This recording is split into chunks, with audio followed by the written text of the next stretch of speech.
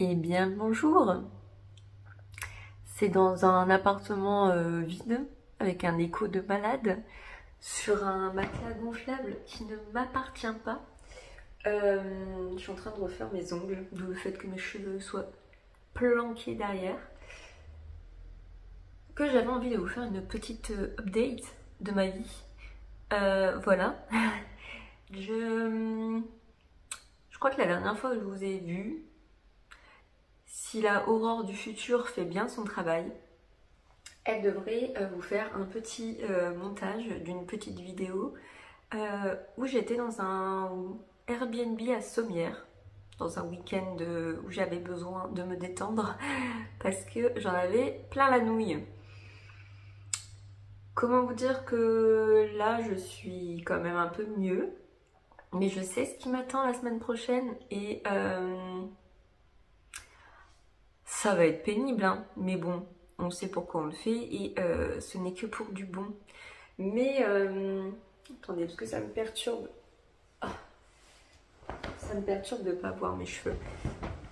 Soit dit en passant, cheveux que j'ai lavés, mais je n'ai pas fait de soins depuis un moment. Et j'ai pas de sèche-cheveux, donc mes cheveux sont un peu poisseux, dégueulasses, comme si je les avais pas lavés. Donc ça c'est pareil, vivement que je retrouve une bonne routine. Mais déjà je suis dans mon nouveau chez moi. J'ai récupéré les clés ce lundi.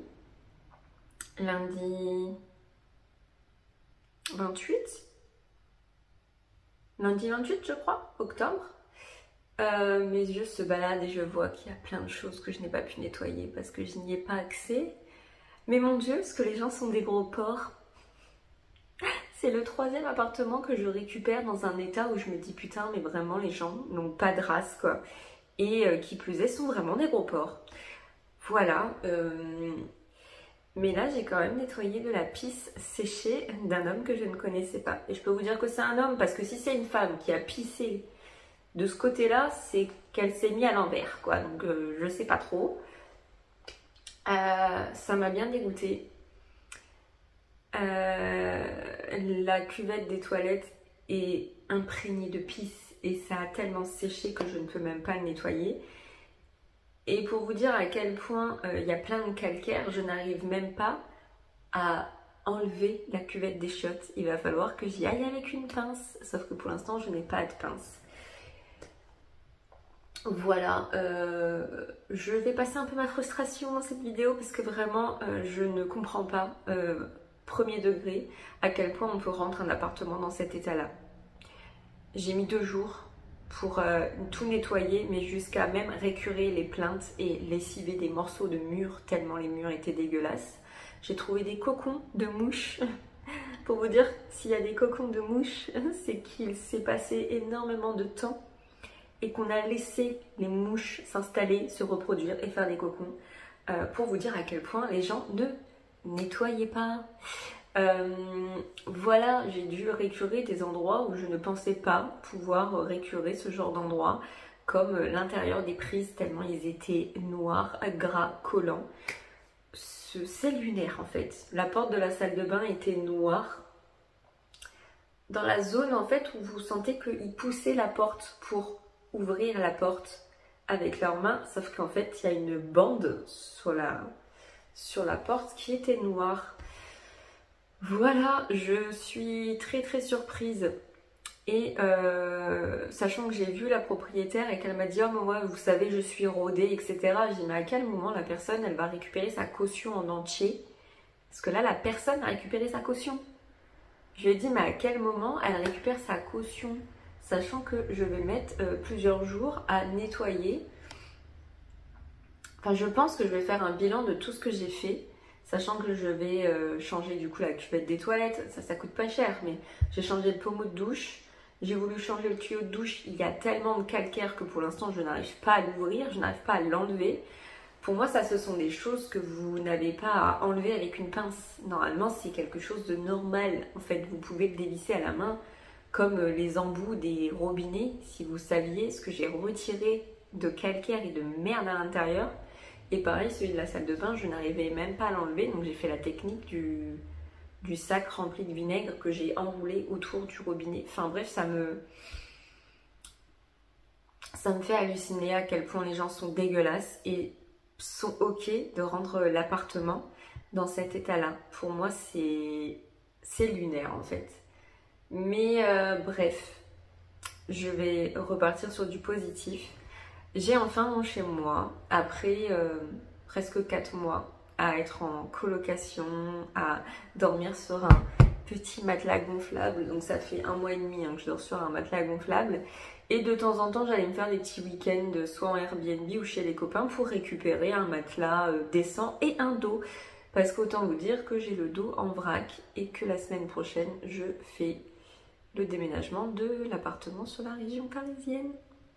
Dans un état mental et physique bancal, vraiment, je peux vous dire que je suis KO, que j'ai perdu beaucoup de poids.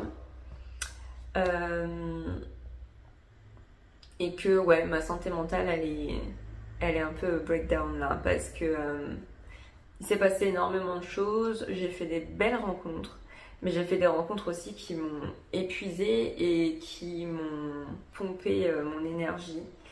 Je pense qu'il va me falloir un moment pour récupérer une bonne énergie, pour reprendre une routine de vie, une bonne routine, manger, aller au sport, parce que du coup je ne vais plus au sport et je mange pas beaucoup ou vraiment, enfin c'est assez compliqué. Vraiment, je me rends compte que quand on n'est pas dans son environnement, qu'on n'est pas dans sa routine, on perd vite les choses et on se décale de qui on est, de la routine qu'on a. Ça va se refaire, je sais, j'ai confiance en la vie, j'ai confiance en moi, je sais comment je peux être disciplinée et ça va le faire, mais je me rends compte aussi que plus j'avance, plus je vis certaines épreuves et plus en fait j'encaisse plus aussi bien. J'encaisse plus aussi bien et je me fatigue beaucoup plus vite mentalement et physiquement. Je pense que c'est la vie, hein. J'ai 35 ans et je pense qu'aussi ça fait quelques années que j'enchaîne quand même des épreuves assez importantes sur des gros changements de vie et je pense qu'en effet au bout d'un moment le corps il commence à fatiguer quoi. Donc encore une fois j'ai confiance en moi, j'ai confiance en la vie, j'ai confiance en ma routine et je sais que j'ai vécu des choses bien plus compliquées. Là c'est des choses qui sont un peu compliquées, ce sont des épreuves, mais ce sont des épreuves qui sont pour du bénéfique, pour des choses qui vont être mises en place pour plus tard.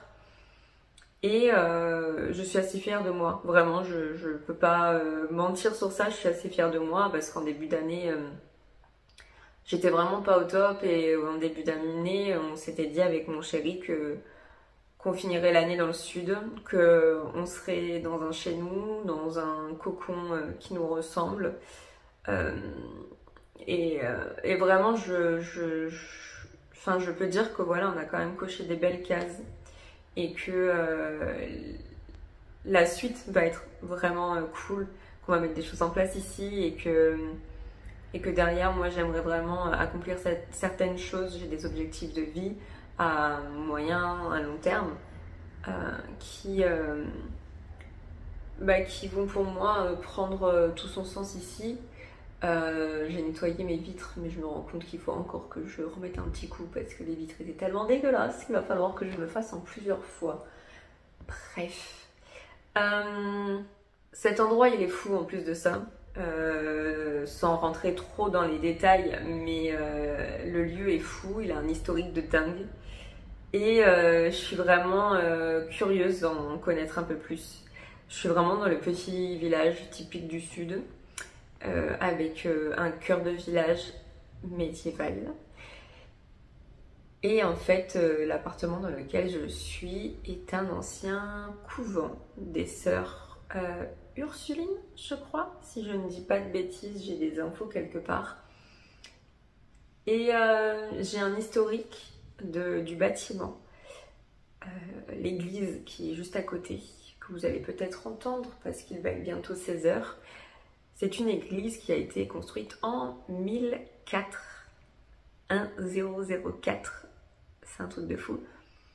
Et potentiellement, le couvent dans lequel je suis et les maisons attenantes sont des maisons qui datent de la même époque. Il y a eu énormément de vie dans ce couvent.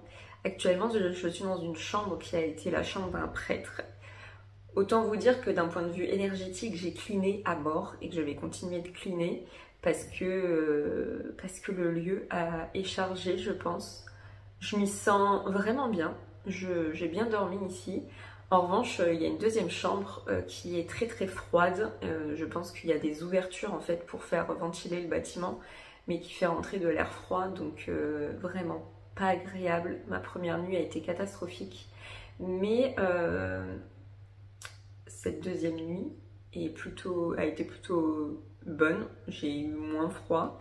Après, ça reste quand même un lieu où je suis toute seule, qui est vide. Et dans l'état d'esprit dans lequel je suis, c'est un peu bof parce que vraiment je suis épuisée. Mais le lieu est dingue. Il y a de la pierre, c'est très beau. Il y a 3 appartements dans le bâtiment. Un en bas, un en haut dans lequel je suis. Et il y a un duplex juste à côté. Donc l'entrée est en bas et l'appartement, là où les gens vivent, c'est en haut. Et la particularité du bâtiment et de notre appartement, c'est qu'il y a un ancien pigeonnier qui a été réhabilité et donc qui nous appartient. Et il y a une pièce de 8 mètres carrés qui est hors de l'appartement. Il faut juste continuer de monter dans le petit escalier en colimaçon en pierre. Et du coup, il y a une pièce complètement à part de l'appartement avec du chauffage, des belles fenêtres. Et vous êtes complètement au-dessus des toits. Et il y a du coup une vue de ouf sur le village, mais aussi il y a un ciel de dingue le soir parce que il n'y a pas de pollution lumineuse. Donc on voit littéralement la grande ours qui est par là en ce moment. C'est plutôt chouette. Voilà, je sais pas encore fini totalement, tout n'est pas encore terminé. Dans une semaine, on sera enfin chez nous avec tout. J'aurai retrouvé mon homme, j'aurai retrouvé mon chat, j'aurai retrouvé toutes mes affaires et je pourrai reprendre un petit peu ma routine de vie de manière un peu plus sereine, sachant qu'il va y avoir quand même des choses importantes à faire. Ça faisait très longtemps que vous n'avez pas entendu ça. Ça montre bien à quel point on est dans un petit village. Ce matin, il sonnait la messe d'ailleurs. Donc voilà, je sais que j'ai d'autres épreuves à faire là et j'ai toujours d'autres choses à gérer en court terme. Puis à moyen terme et enfin à long terme. Le but étant de se sentir bien et d'avancer vers d'autres projets de vie, des nouveaux projets de vie. J'avais envie de revenir dans le sud de la France, j'avais envie de revenir dans cet endroit où je me sens bien, où il fait bon vivre, où il fait beau, où il y a du soleil, où il y a la montagne. En fait, j'avais juste envie de revenir dans cet endroit qui pour moi est chez moi. Au fond de moi, ça a toujours été chez moi, le sud de la France et la région montpelliéraine. On va voir comment ça va se passer maintenant à Troyes, parce que bon, il y a Monsieur Squiffy qui lui va kiffer revenir dans un endroit où il y a du soleil et pouvoir regarder dehors les pigeons, etc. Mais on va voir comment ça va se passer aussi avec mon chéri qui va découvrir cette région. J'espère qu'il va s'y sentir aussi bien que moi. Et voilà, dans une semaine, ce sera enfin terminé. On aura vidé l'appartement, on aura descendu tout ça et on aura tout mis en place ici, sachant qu'il va y avoir quand même des petites choses à peaufiner. Il n'y a pas de dressing, ça manque un peu de rangement, donc on va voir au fur et à mesure comment on va aménager ça, mais voilà. Aujourd'hui on est le 3 novembre et l'état des lieux, on en est là en fait. Il est 16h. Mais voilà, on en est là et j'ai hâte voilà, de me retrouver un peu plus dans mon cocon et de retrouver ma routine, de retrouver mon chéri, de retrouver de retrouver ce qui fait le tout, qui est ma routine de vie et mon quotidien, quoi. Donc voilà, je vous tiens au courant, je vais mettre la deuxième couche de vernis et je vous dis à très bientôt dans une prochaine vidéo. Bye tout le monde. Je vous ai épargné les bruits de matelas gonflables. Des bisous. Bonjour. Il s'est passé un an, jour pour jour. Aujourd'hui, on est le 3 novembre 2025, il est 10h39. Et j'ai de la compassion pour les rushs que vous venez de voir avant, pour la Aurore, qui vraiment était contente de retrouver son appartement, même si elle était dans le vide total, qu'il n'y avait rien. Il y avait juste, je possédais juste un matelas gonflable qui n'était pas moi d'ailleurs, on me l'avait prêté. J'avais acheté une couette, un oreiller, une parure de drap, une petite casserole et une petite poêle. Et vraiment, j'ai de la compassion pour elle parce que à ce moment-là, elle était super contente de se retrouver chez elle. On est au même endroit, hein, sauf que maintenant il y a mon bureau, il y a toute la déco, etc. Mais je suis toujours dans l'ancien bureau du prêtre dans cet appartement. Cet appartement, il y a du positif et il y a du négatif, mais je vais rester sur le positif parce que ça reste un lieu qui est très beau, qui est très ensoleillé, mais qui a été très mal rénové. Mais bon, ça c'est un autre problème, mais au moins j'ai mon chez moi. Et c'est juste le principal, c'est que je suis dans un endroit où je m'y sens bien. J'ai de la compassion pour elle parce qu'en fait, je sais ce qui se passe après. Là, elle craint le déménagement parce qu'il va y avoir un déménagement et j'étais déjà dans un mood assez spécial où j'étais épuisée mentalement et physiquement. Et en fait, on a fait le déménagement, ça a été compliqué, épuisant, mais on a fait le déménagement, on a traversé la France, on a emménagé et c'était une belle étape de rejoindre mon conjoint, mon chéri, mon petit chat et d'embarquer tout ça et d'arriver ici. Et en fait, il s'est passé en un an beaucoup de choses, beaucoup de positifs, mais aussi un gros creux de vague où quelques semaines après être arrivée dans le sud, me sachant en sécurité, de nouveau avec mes repères, avec mes affaires, mes odeurs, et ben en fait j'ai complètement lâché parce que je savais que j'étais en sécurité et que le plus dur était passé. Mon corps et ma tête a lâché et il y a un matin où j'ai pas pu me lever pour aller au travail. Je suis tombée en dépression pendant plusieurs semaines, plusieurs mois. Aujourd'hui ça va mieux, il y a des jours avec, il y a des jours sans. Quand on vit à travers la dépression, cette maladie mentale, on sait qu'on vit à travers presque toute sa vie, mais qu'il y a des périodes où ça va, il y a des périodes qui sont moins bien, mais en tout cas les extrêmes sont beaucoup moins importants et on se connaît au fur et à mesure, on sait comment ça se passe. Le truc c'est que j'avais vraiment subi et j'avais été en mode survie pendant des semaines et des mois.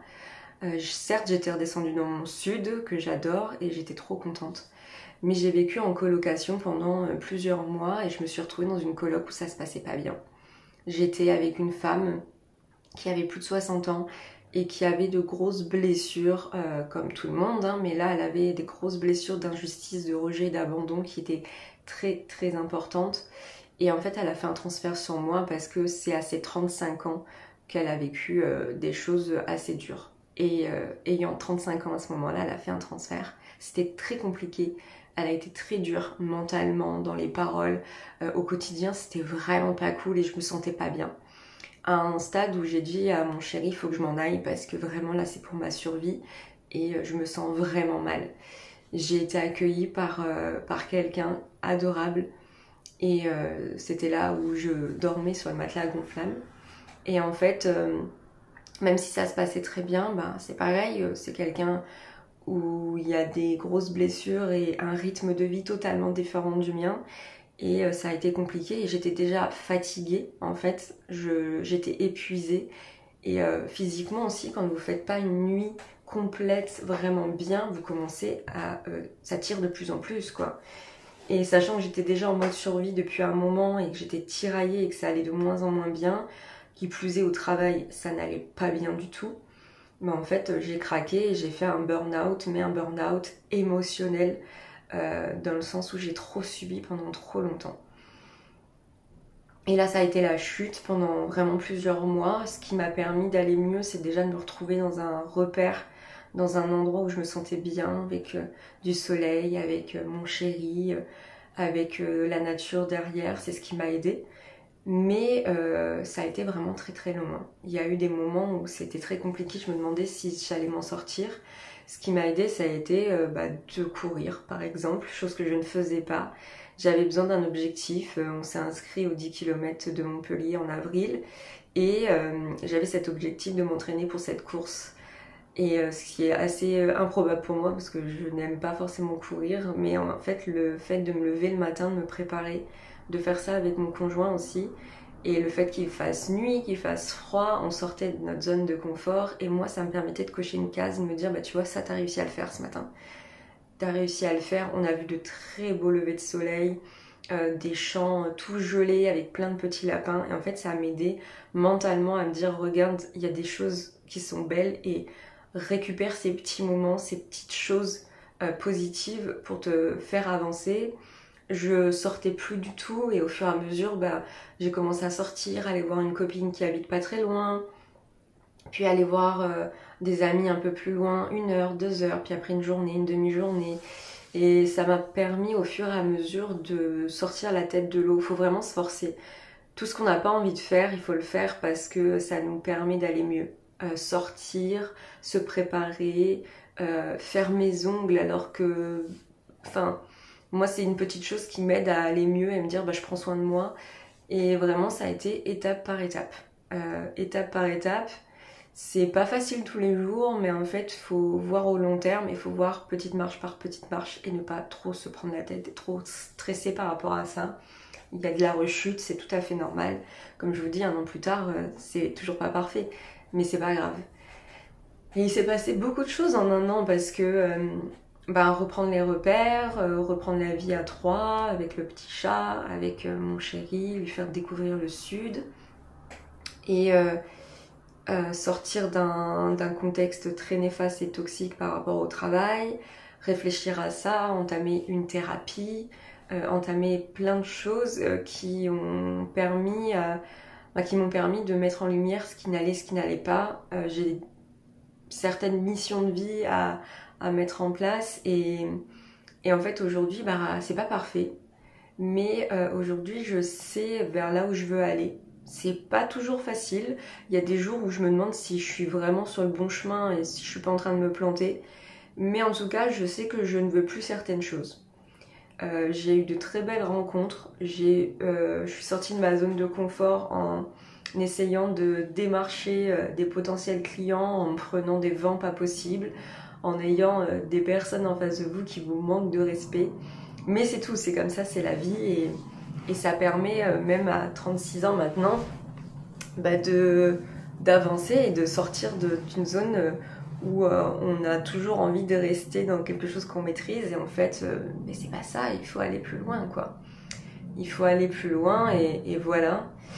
Dans la vidéo je repense, je crois que je vous parle du week-end que je m'étais fait à Sommières et je vous ai jamais sorti la vidéo parce que j'étais vraiment dans un mood très très négatif et je me sentais pas de vous partager ça parce que même moi en montant la vidéo je me suis dit mais attends mais Aurore, il n'y a rien de positif, tu déverses ta frustration et en fait c'est pas bon quoi, que ce soit pour toi, que ce soit pour les gens qui vont la regarder cette vidéo, c'est pas bon du tout donc je l'ai pas sortie.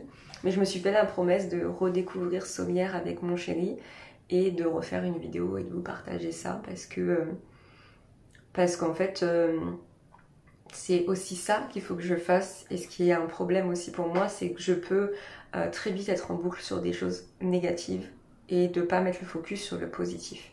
Et ça c'est pas bon du tout. C'est pas bon du tout parce que vos paroles, que ce soit vos paroles ou vos pensées, votre cerveau l'analyse et s'imprègne de tout ça. Donc si vous êtes toujours en boucle sur du négatif, sur ce qui ne va pas, forcément vous allez vibrer du négatif. Et je m'en suis d'autant plus rendu compte que quand on vibre du négatif, on apporte vers nous encore plus de négatif.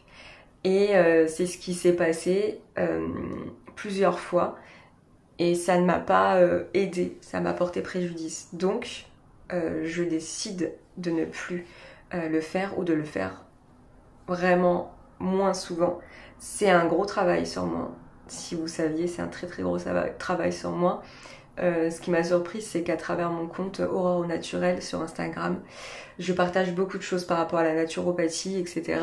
Et j'ai des personnes qui sont venues vers moi en me disant tu dégages tellement de sérénité, d'apaisement, comment tu fais, c'est incroyable, j'aimerais beaucoup être comme toi.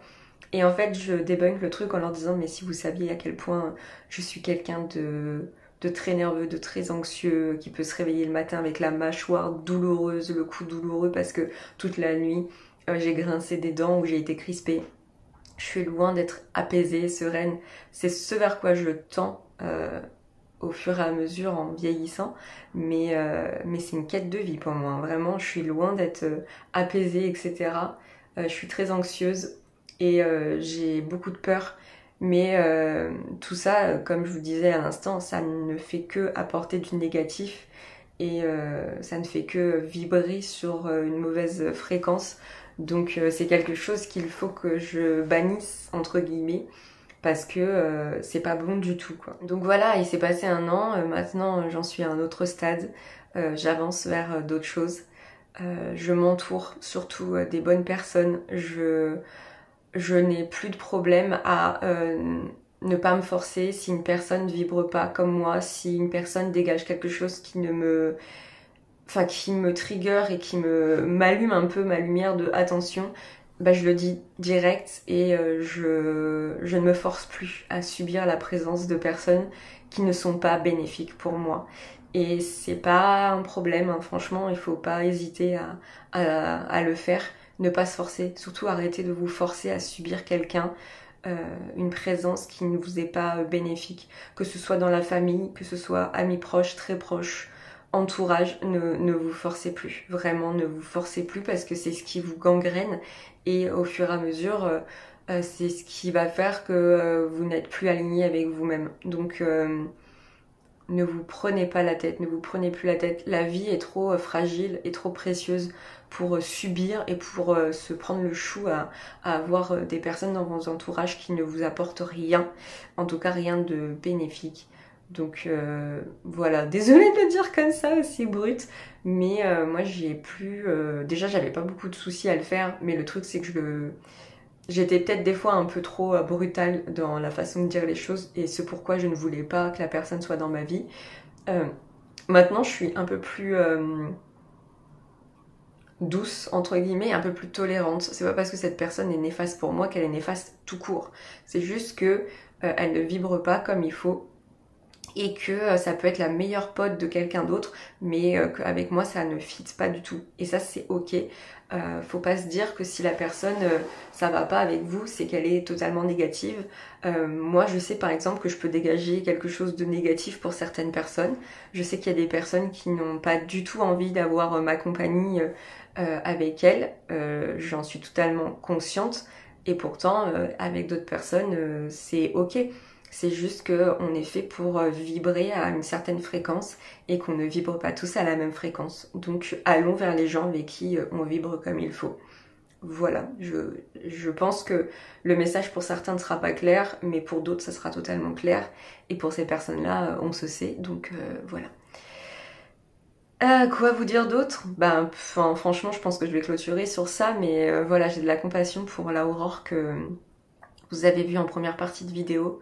Parce que ça a été très compliqué derrière, mais voilà, bah, un an plus tard, ça va mieux et je me sens bien et dans 2 jours, bah, je vais faire quelque chose où je me sens alignée, où je me sens à ma place et ça me conforte d'autant plus, où je me dis que il faut que j'aille creuser sur cette partie-là, je vous en parlerai plus tard, mais voilà. Je vous souhaite une belle journée. Chez nous sur Montpellier il fait beau même s'il commence à faire frais, mais c'est normal, on est début novembre. Je vous souhaite une bonne soirée si vous regardez ça le soir. J'espère pour vous que vous êtes bien, que ça se passe bien pour vous. Et je vous dis à très bientôt dans une prochaine vidéo. Bye tout le monde!